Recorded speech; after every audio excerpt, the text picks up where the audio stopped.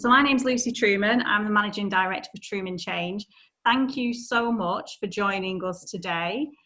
So I'll give you a little bit of introduction of what today is all about, and then I'll introduce you to our lovely speakers, and hopefully by then we'll have Edna on the call as well.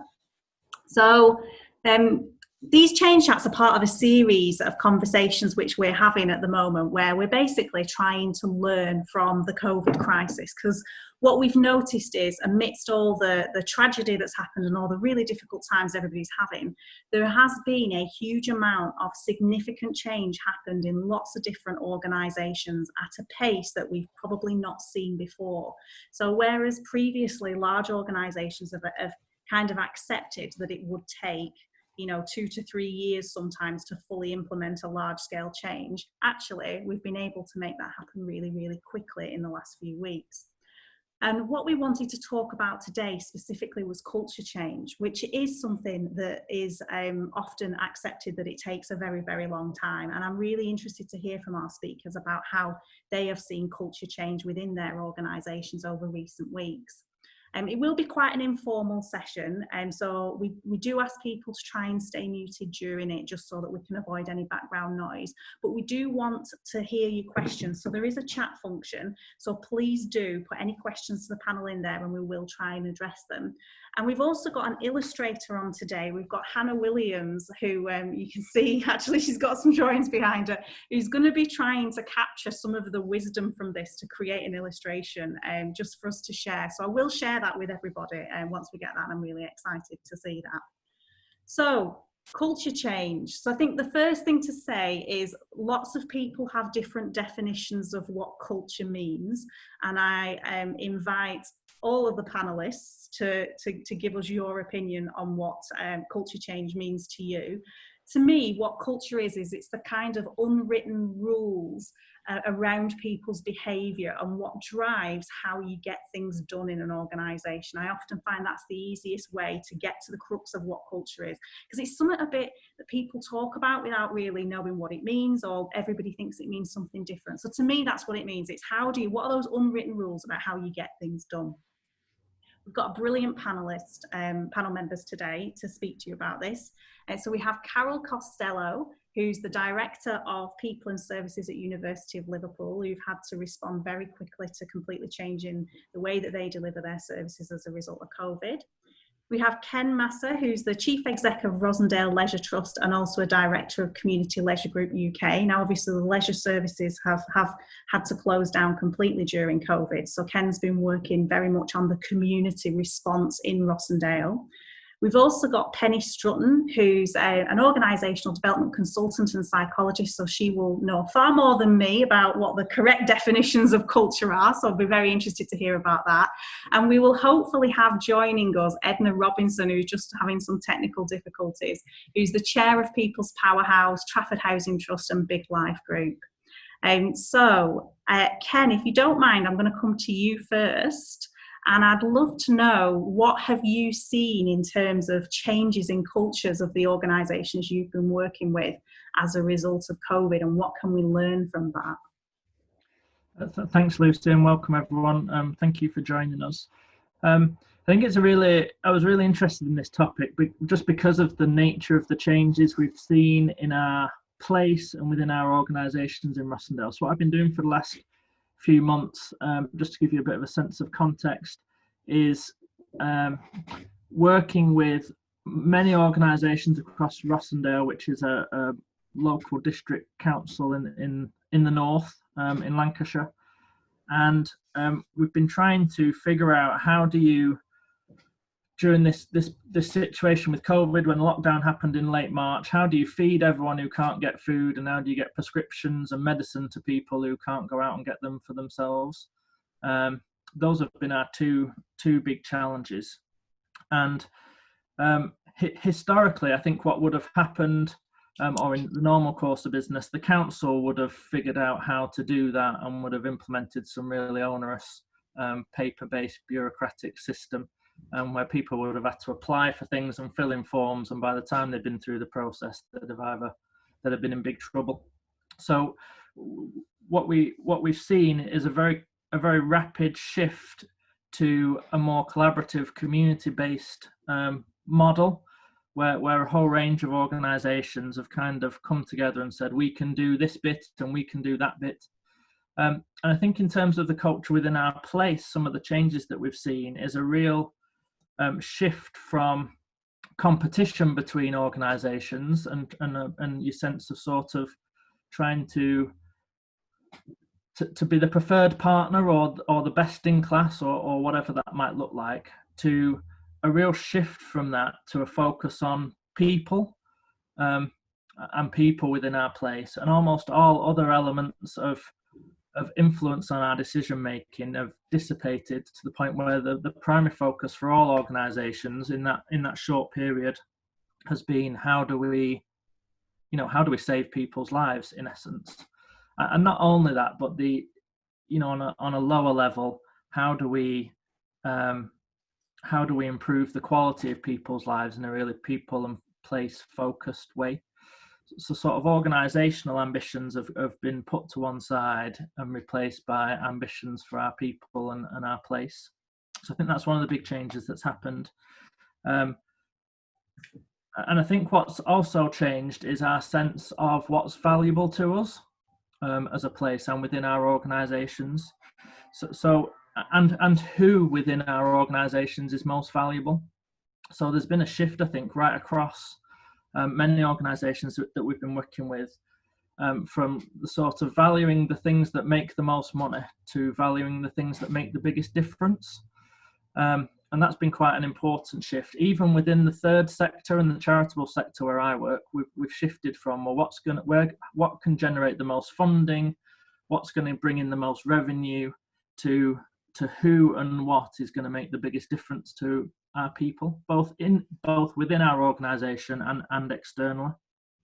So those are perhaps a few of the big things that we've seen, and I could go on and on, but I think just the final thought, just touching on your sort of definition of culture and culture change, where we've got to over the last few weeks is just kind of sort of talking about it in terms of what's important to us. What's important to us as an organisation and a place. And there's two kinds of sides to that. There's sort of your values and your vision of what you talk about is important to you. But then there's also what is implied importance through your policies and procedures and rules. And those two things don't always match. And we've seen a real difference between those two things. And it's caused us to really think about, well, how do we better align our procedures and policies and rules with what we actually think is important to us. So I don't know if that gives you a bit of a context and flavour to kick off with. Thank you, Ken. Carol, do you have anything to add about what's been the big culture change drivers for you, and what can we learn from it? Yeah, and it's similar to Ken, actually. We, as you would imagine, with an institution that has sort of around 30,000 students and 6,500 staff on campus at any one time. Evacuating the campus was one of the biggest things we had to do overnight, because we needed to ensure the safety and security of our staff and students. We also had students that were around the world, so in China, in the Far East, in places like Africa, that we needed to get back. And so I think one thing I would say about our culture was the responsiveness. You might expect a university to be responsive, but to be honest, they're about as bureaucratic as you can possibly get. So to be able to do things that needed an immediate response, actually what that did culturally is kick-started people's innovation, their attitude to each other, working more closely together as teams in order to solve problems, and to thinking outside the box, which again you would expect a university to do. And actually our academics do that all the time. You know, they research new things, they discover new things, but the administrators tend to be the people who do the behind the scenes work. whereas they were administrators who thought creatively about how do we get students back from China? How do we ensure that they're able to leave all of their kit safely and we can recover that at a later stage? How do we ensure that those who can't go home, who live with us, can have a really comfortable environment in our student residencies? How they can get food, things that you wouldn't normally do. So, we set our sights on thinking about what the problems were straight away and how we might solve those, and no idea was hit on the head. So I think it made the whole institution more creative, rather than just expecting academics to be traditionally creative around, their new discoveries. And I think that's been great for all of us. It's given us a lot of independence and a lot of authority that perhaps we may not have had, particularly as colleagues who normally sit behind the scenes. Thank you. So Penny, we've heard about people looking at what's valuable, people re-looking at their values and visions because they don't always match with their processes. We've heard about responsiveness, independence. What kind of things are you seeing from the organisations you're working with at the moment in terms of how they're changing culture? Yeah, well, I think it's really interesting. I'm a co-director of the East Midlands HR Network, and about a month ago, we released a survey to HR professionals, and we've had a fairly good response to that. And one of the questions was about culture, asking whether people are going to be reviewing their culture as a result of COVID. And the different options was yes, maybe, or actually culture's already changed and now we just need to formalize that. And 40% of respondents actually chose that option. Culture has changed. We've all been collectively forced to do things differently. And I think that's really interesting. When I go into organizations and try and implement a culture change, it's a very long, drawn out process. And many theorists would say that you actually can't change culture.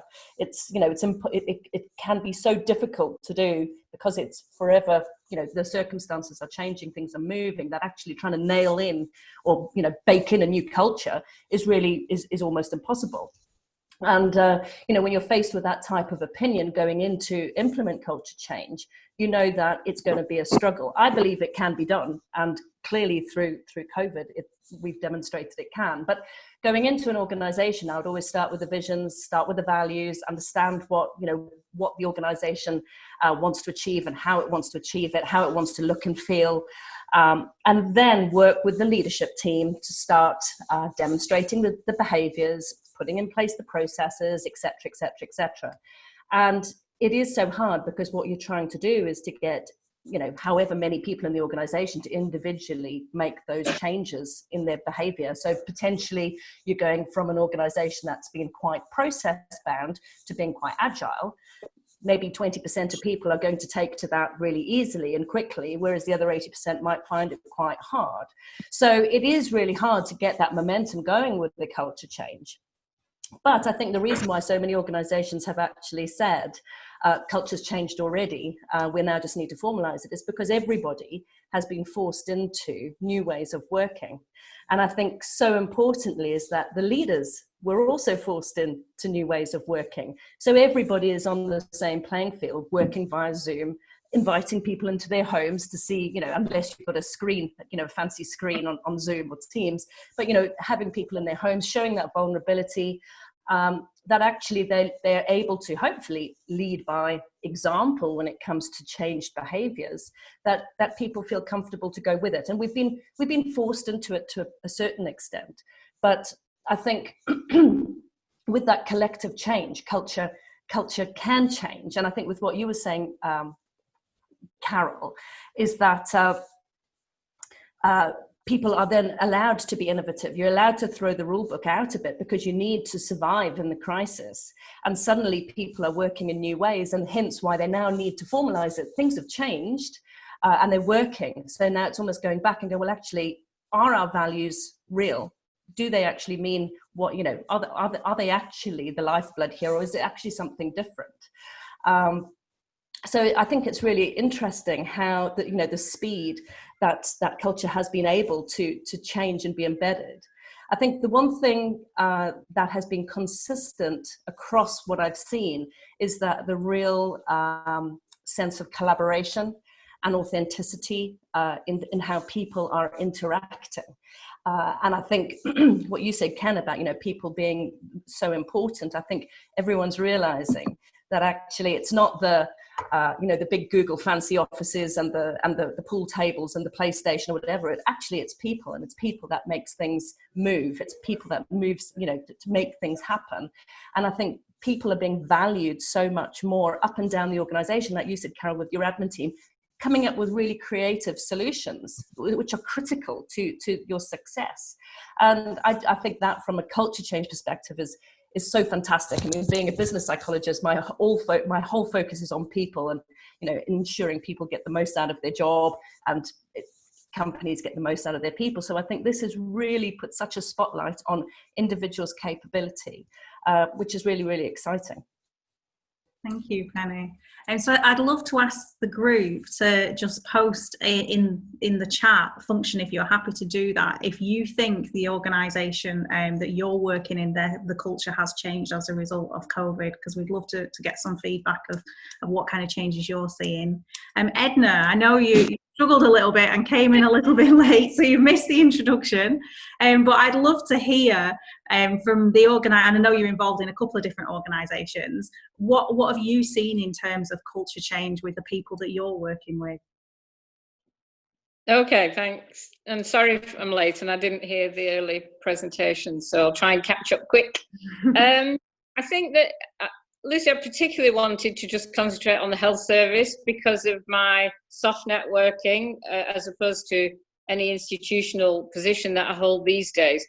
But I wanted to kind of focus on the fact that the NHS got a single issue, which was around COVID, and it was an issue that drove fear, it drove urgency, it drove centralising, it drove controlling, which was all really positive at that start, when people felt that they only had one objective, and therefore the culture was one of a can-do and an energy to get this thing put into a good place. And we know that, you know, we heard all the militaristic analogies and all the stuff about fighting it, and literally the government bringing in the army and all the rest of it. So that kind of thing works in the short term, and it did work in the short term at the very start of all of that. And everybody, for the first time, because you think of the NHS, it's the largest employer in the whole of Europe, it actually, people had a single issue that they were all working to,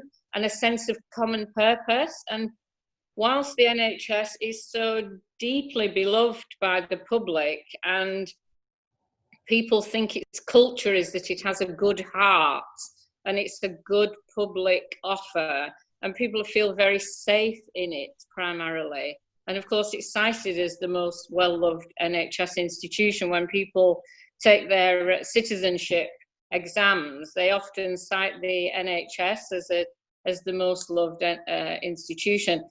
But within it, there are hundreds of hierarchies and fiefdoms and power plays going on. So there's lots and lots of subcultures. The COVID united everybody, but it was short term.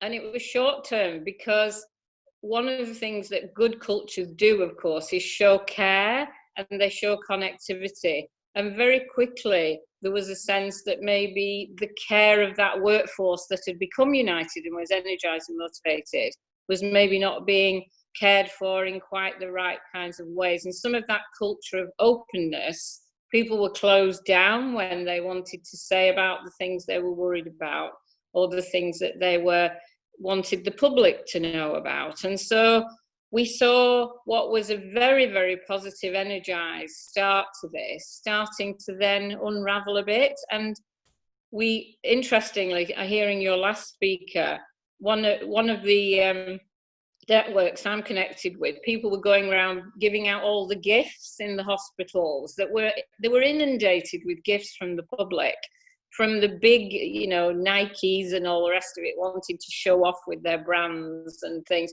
but lovely, warm, local gifts as well. And the staff on the wards, they created these comfort rooms for everyone so that they could take a break and take their PPE off, etc.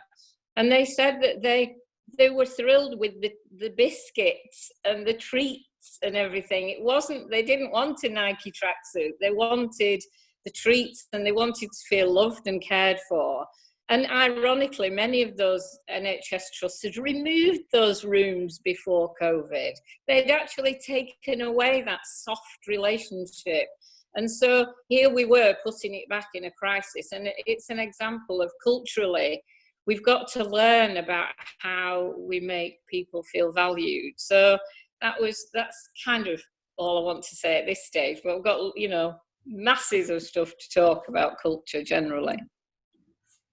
So I guess the big question for all the speakers is because I think it's one thing reacting to a crisis and having to adjust your culture immediately to react to a crisis. But as we come out of the crisis mode, what are the things that we need to carry on? So, the example that Edna just gave of valuing people again, that's something we should be doing all the time, not just when there's a problem.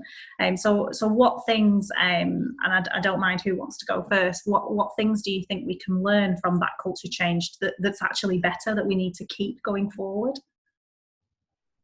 Lucy, I would say the communication piece, actually. I think we've always been a reasonably good communicator, but our Vice-Chancellor has been communicating at least once a week. And in fact, the senior leadership team have been communicating about what they're doing, what their teams are doing.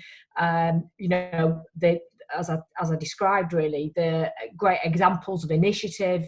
And I think that's about value and actually showing people that you're human. So Janet, our Vice-Chancellor, would talk about the book she was reading or what she was missing or, what she was really grateful for in terms of the people that had been doing things in the university. And she did that on such a regular basis that it sort of broke down any division between the most senior leader and the most junior member of staff. And I think for me, that's one thing that we need to continue to do, is to make sure that everybody knows that the senior person is as human as anybody else and actually really does value people's initiative. I would like to see that continue. Yeah, I think it's interesting you say that, Carol, because pretty much every organisation that I've worked in, wherever I've spoken to staff members and asked, what's it like to work here, almost every organisation, a member of staff has said, well, communication's poor. So I'm really looking forward to one day working in an organisation that gets it right. And what's quite sad is that, my background's very public sector, and a lot of public sector organisations, as they've had to tighten the belts and make cuts, they tend to cut those core central services around kind of HR, communication, change management, and actually they're the ones that staff really value. Ken, what's your reflections on what we need to make sure we keep doing going forward? I think that point is a really important one around particularly the senior leadership communicating in a really authentic way, in a human way with their teams. Certainly in our organisation, I've found myself doing weekly update videos for the team, which I've not done. I've probably done 15 in the last 15 weeks, but I've done 0 in the 5 years before that. So I think that's a really massive change where we've had a lot of feedback from staff just saying, well, we didn't really know who you were. We employ 200 people, and I think I probably, most people, we've interacted with them all, but they don't know who you are and what's important to you. So I think that's a really important one. I think the other thing that's been really critical and something we'd like to keep and still in other organisations as well is this greater sense of empowering people to use their initiative and make decisions, and then supporting those decisions even when they're the wrong ones. I think we've realised that indecisiveness is worse than is worse than a bad decision in some ways. and a greater sense of permission to fail has led to a greater sense of creativity. So kind of really talking openly about that sense of, we want you to make decisions, we want you to be creative, and sometimes that's not going to go well, and that's okay. Almost granting that permission to employees. And I think the last thing that we really, or a third thing, is just this sense of building the welfare and the experience of our employees into all of our decision making, which to be really open, we haven't done that as well in the past as we are doing now. And what is it like to be in that office? What is it like to be behind reception as the employee, and not being solely customer focused? We've had to think about that in terms of plastic screens and masks and hand sanitizer and all the rest of it. But it's driven a deeper sense of thought about, well, what is this experience like for our team, and how can we make it better? And I think that's, it's almost a bit shameful to say that's not been a top priority perhaps in the past at kind of strategic board level, but it absolutely is now. Top of the agenda is what is the experience going to be like for the staff? Forget the customers for a while. The experience for the team has got to be right first, and then let's worry about the experience for the customers. So I think that's been a really big shift in mindset as well. Edna, what are your reflections on what we must take forward, as well as the break rooms and the biscuits? I think that the important thing is to remember that culture has to be worked at.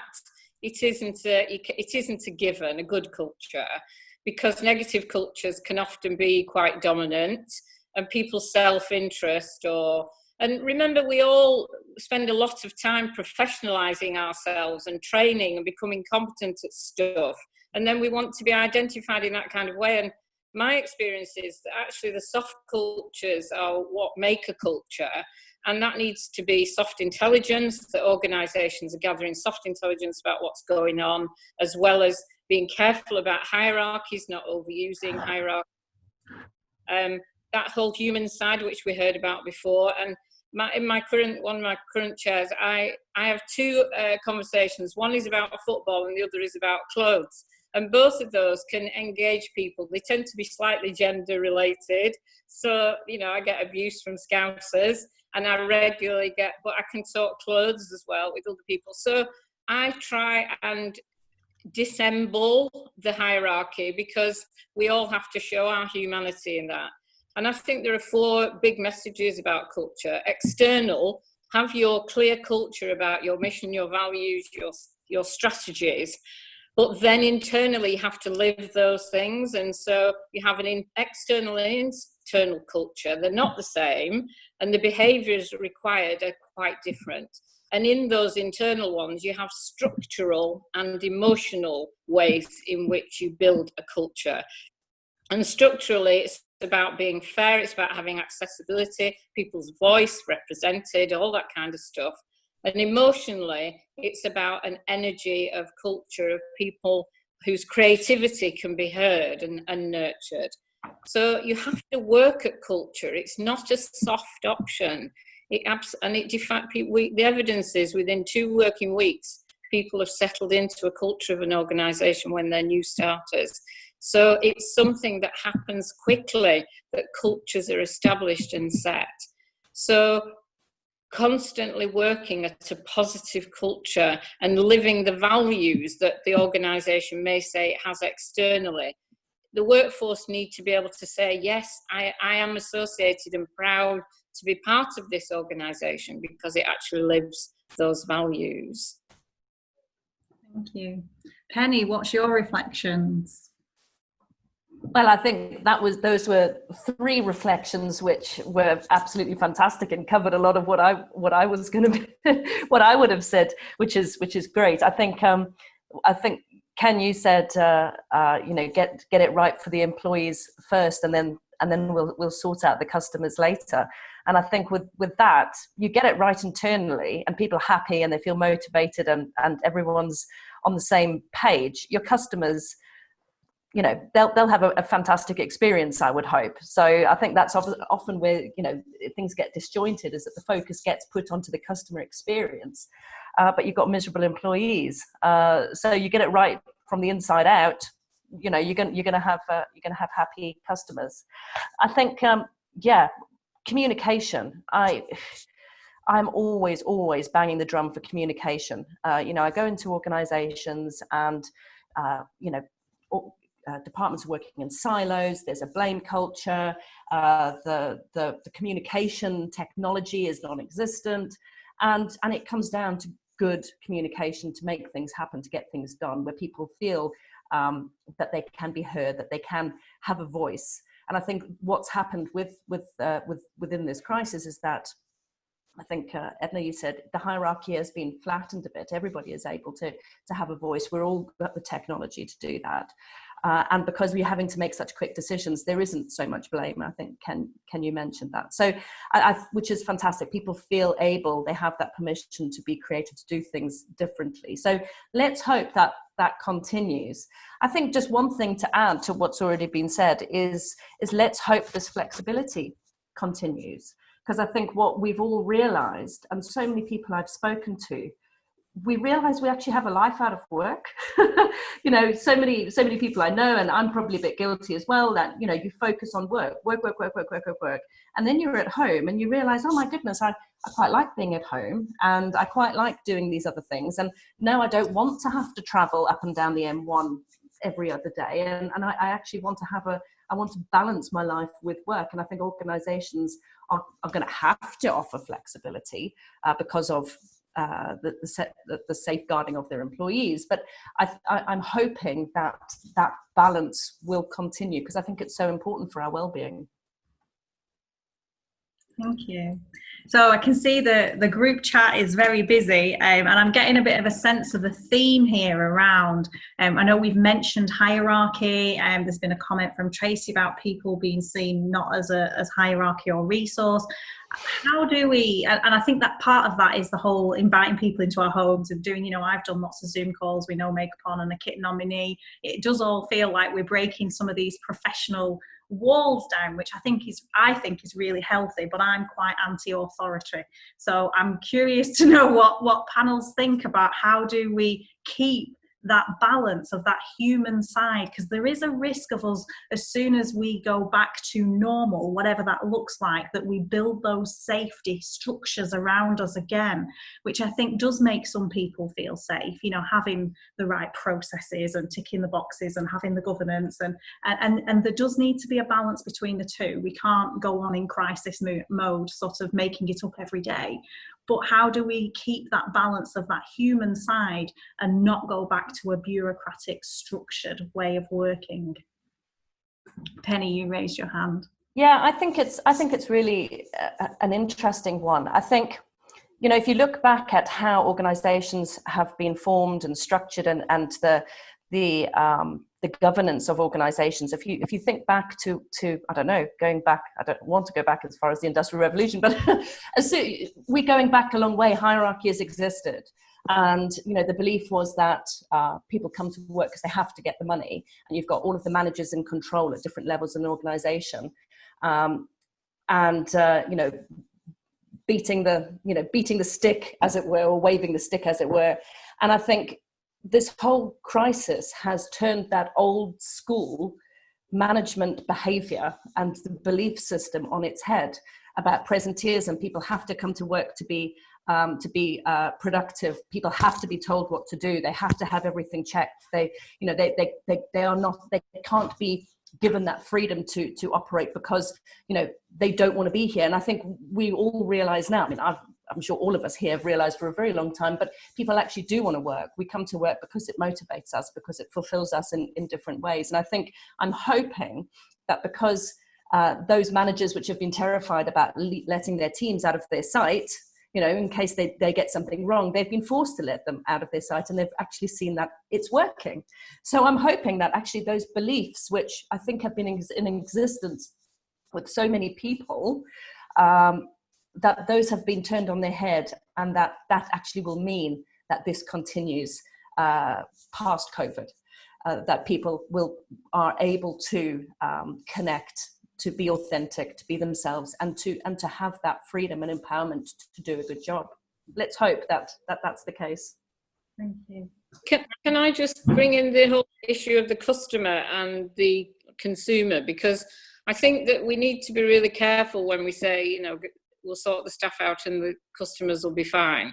Because actually many of our organisations are not very good at relating to customers, and culturally we disempower people who maybe don't have either a lot of money or much power in soft power terms. And so we need to be creating a culture where if we see success in careers as going up the hierarchy and moving away from the customer, and that's the case in many, many organisations, that people, and it's only really medicine and the one-to-one law, medicine, others, where the direct relationship with the customer is still seen as high status. And so we need to unpick some of that about how this stuff about customer voice and customer influence is something that you kind of deal with remotely.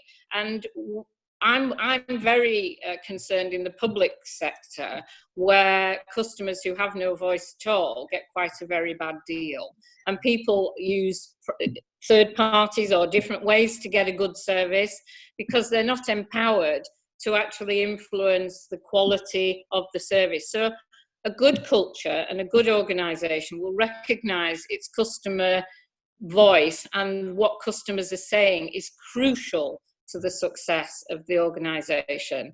And so we need to be modelling more walking the job type cultures rather than hierarchies. And I know we've talked about hierarchy quite a lot. So, but we need to be really clear that in many, many organisations, customer care is very poor, very poor. Yeah. I think that touches on, you know, something we said earlier on about this sense of really starting to focus on the shift, being on a shift of focus to people mattering, whether that's, I suppose, the customers or the teams, and that you drive success by focusing on people across all the different segments, I suppose. And I think in terms of this sense of hierarchy and how do you kind of move away from that? I mean, if you maybe not move away, I think you've got there's understanding, I suppose, that hierarchy exists for a purpose, and there's some benefits to that system.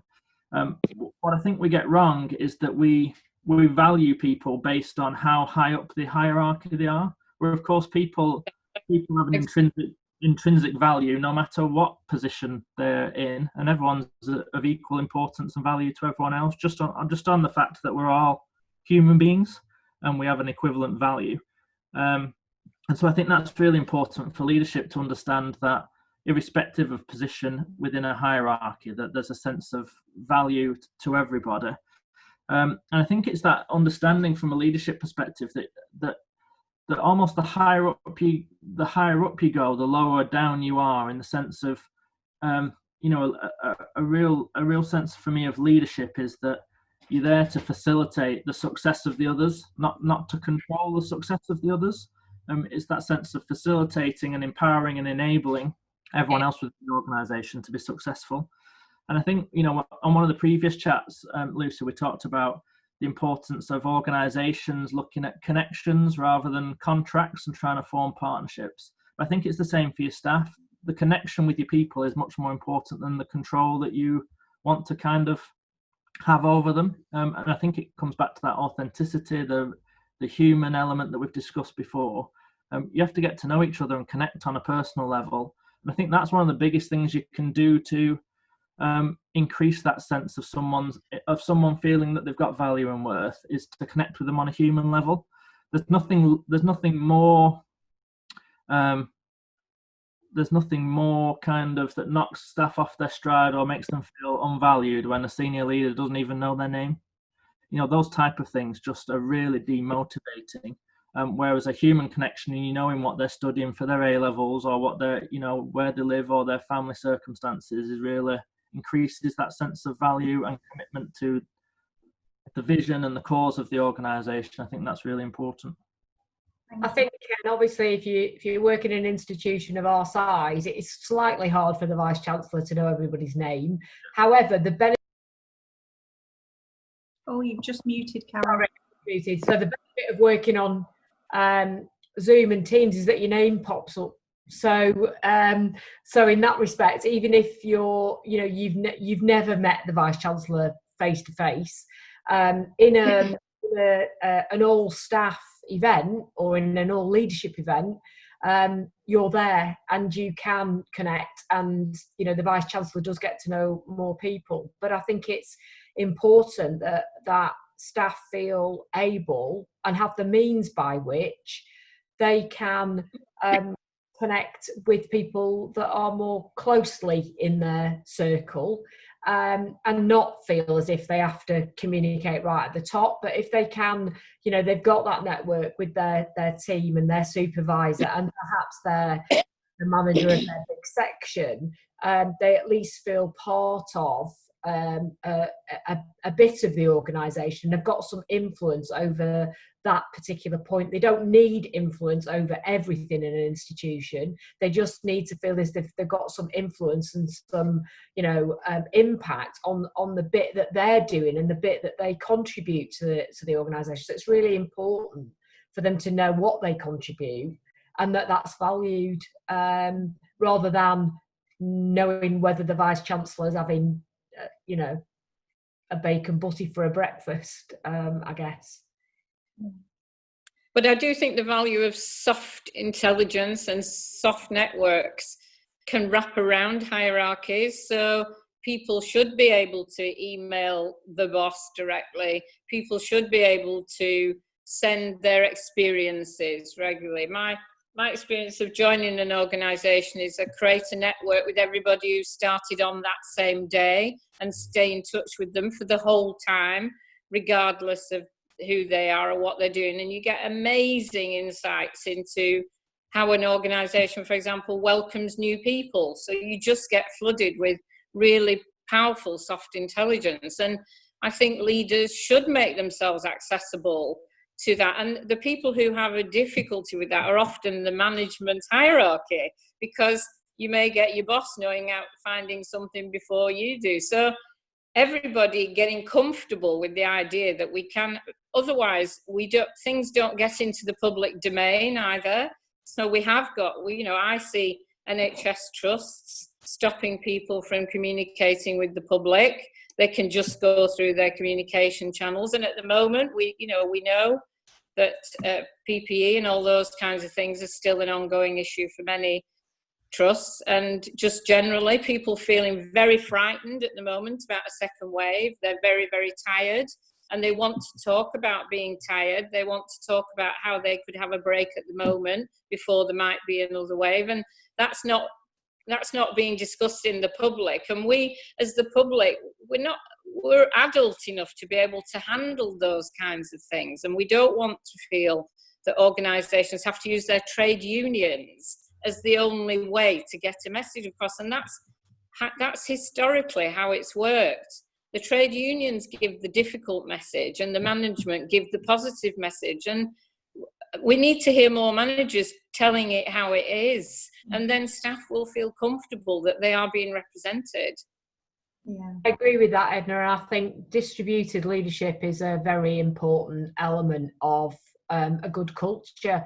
I'm not saying that you shouldn't be able to email, in my case, the Vice Chancellor, because everybody does, and Janet will respond to anybody. But I do think that feeling part of a team where you feel able to share and you know your colleagues more closely is also really, really important. And I think you get a lot of value from having a manager that is able to listen to the bad bits, as well as just try and put a spin on things, which I think in today's workplace, we know how difficult that is. If you're off working at home and you've got kids and you're trying to homeschool at the same time as teach a load of students, it is really hard. And having a manager that says it's okay, this is how we can manage it, how we can work together in order to enable that to happen, it's really important that you feel you've got that closeness, and that you've got an ear of somebody that can help you change the immediate things that are causing you a problem there and then. Thank you. And we've had a comment in the chat from Gordon saying that a lot of the change that's happened has happened through empowerment. How does that resonate with the panel members, and how do we ensure we keep that empowerment rather than sort of revert back to the management structures and rules and processes that we might have had before? Ken, do you want to take that, do you think? Yeah, I mean, I think it's absolutely empowerment is really important, and the sense of permission to fail.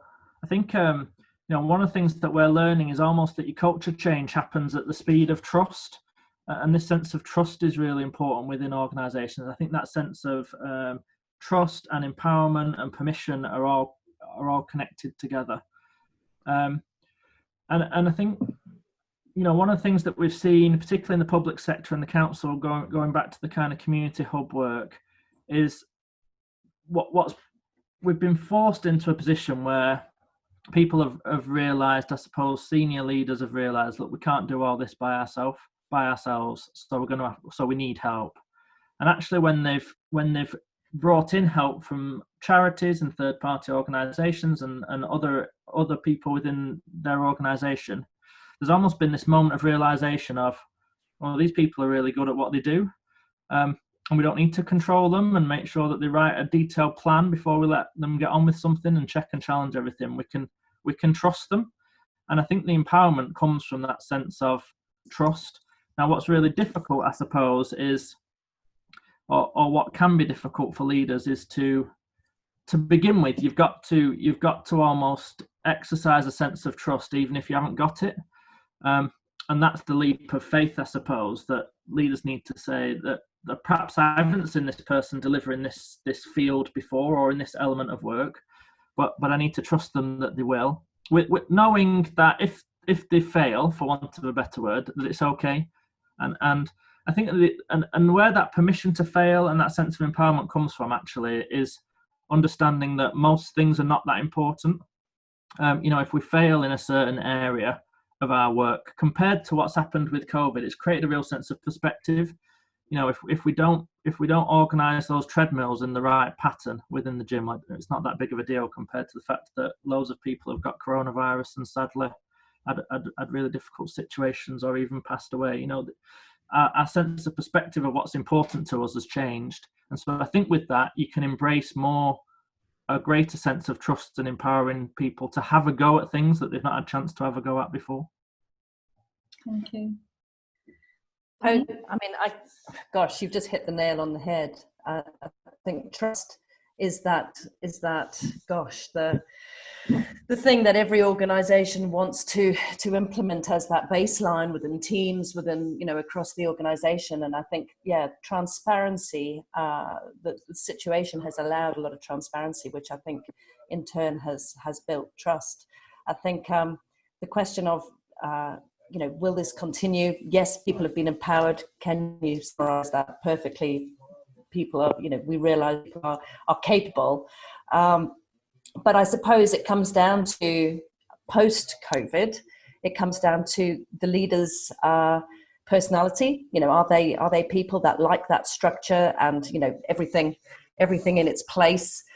What's the ego? Do they have an ego? And therefore, that hierarchy potentially could be re-implemented, if you like, or reformalized into the organization. So I think leadership has a massive part to play in embracing and holding what we've achieved or what organizations have achieved throughout this, because when things go back to normal, if leaders go, right, actually we do need this rule book and we do need these these day-long board meetings or whatever, where nobody can hear what's going on or whatever, then it's gonna happen again. So let's hope organizations actually after this reflect collectively and go, how did we do that? Why did we succeed? And what do we want to keep?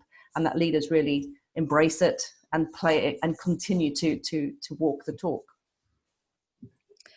I think we've got to ensure we're understanding the new environment, though, that it will be increasingly austere in terms of, we're already hearing central government talking about how we pay back the things that have been put in place. And so that whole environment around competitiveness and how we ensure that the right things are being measured, and all of us are saying that, you know, we want our workforce to feel valued and appreciated, but actually the drive to show value for money rather than value in terms of social value may get greater. And we may see many of our key relationships put under strain because we have to, again, be competitive in the marketplace. So it's going to be really tricky to continue to talk about a good quality, decent culture in an organisation if the organisations are being asked to do things that they don't see as of particular value, or the wrong things.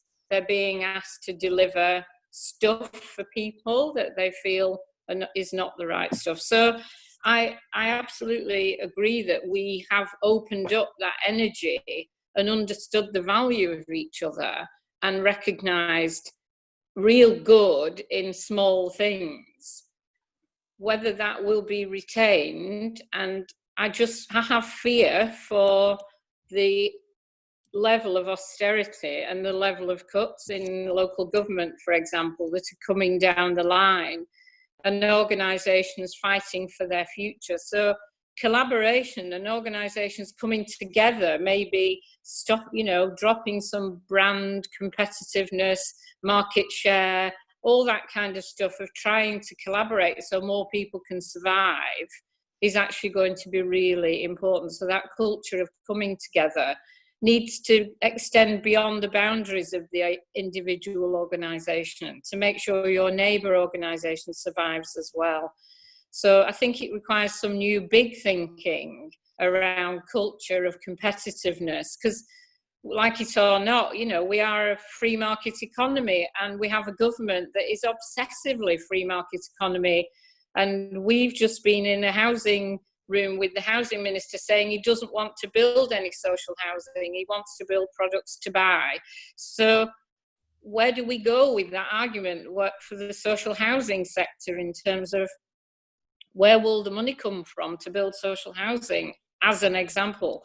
So unless we all come together and try and find some solutions, but I know in the last 5 years in the housing trust I've been part of, we built our brand and our identity, and we've been very competitive with other people. So there's a lot of cultural shifts that need to happen if we are going to make sure that austerity doesn't again just hit the hardest at the front line. Thank you. I would agree with that, Edna. I think we've got to, certainly speaking for the Liverpool City region, the mayor, all of the local enterprise partnership, the body like the council, etc., are all thinking now about how do we tackle the economic impact of COVID, not just the economic actually, but some of the social benefits of things that we've developed together whilst we've been in lockdown. How do we enable those things to continue? And I think that's really important. Yeah. Working with like Tracy's company as a social enterprise partner, thinking about the fact that yes, there will be more people that will be unemployed, and what do we do as a set of civic institutions to support that? What do we do to make things different? It's not going to be good for anybody, but ultimately, if we've got some influence and we've got some resources and we've got different ways in which we can use our resources in order to enable some of that impact to be dealt with, I think that's really a change in culture across a whole region rather than just being in one institution. And I think that's where we need to play our part. Thank you. So we are out of time, Yes. I'm afraid. And I feel like we should have made this longer. I always knew this was going to be one of my favourite ones because I do always love conversations about culture and behaviours and what drives all that. I am so excited to see Hannah's illustration because I feel like there were so many pearls of wisdom came out of that. I loved the conversations around communication, around the whole hierarchy, the challenge to think about the customer as well, I think was really valuable, and all of that around that sense of trust and empowerment with people, I think is hugely, hugely powerful. The permission to fail and how we've opened up the energy, and I think to end it on that note of that we've got to find ways to reduce that kind of culture of competitiveness, which across many sectors is kind of drummed into us from a young age. You know, we are all in this where we're trying to build things and compete with others, and actually I think it's going to be very difficult to survive with that mentality. So huge, massive thank you to all the panel members for sharing your thoughts and your wisdom with us, and also to all the attendees. It's been a really busy chat forum as well. We have recorded this, so we will post it online once it's ready to go, and I will update everyone so that you can view that. Our next event is at 2 p.m. on Friday. The title of that is Getting Stuff Done Quickly, and that is again focusing back on the emergency response of all of this and how organisations manage to just come together and deliver a response to their communities at hyper speed compared to what we would normally expect. That's 2 p.m. on Friday, and you can register for that if you go to truemanchange.co.uk/events. Do follow us on social media as well, because we do always post them on there, and we are in the process of setting up some more. I do want to run one around comms, one around HR impact, so do get in touch with us if you know anybody that you think would be a great speaker, and we'll keep going because I think it's really important to learn from this. As sad as it has all been, I think there's been some phenomenal learning opportunities. So thank you again, everyone. I really appreciate your time. Thanks very much. Thank you. Bye. Bye.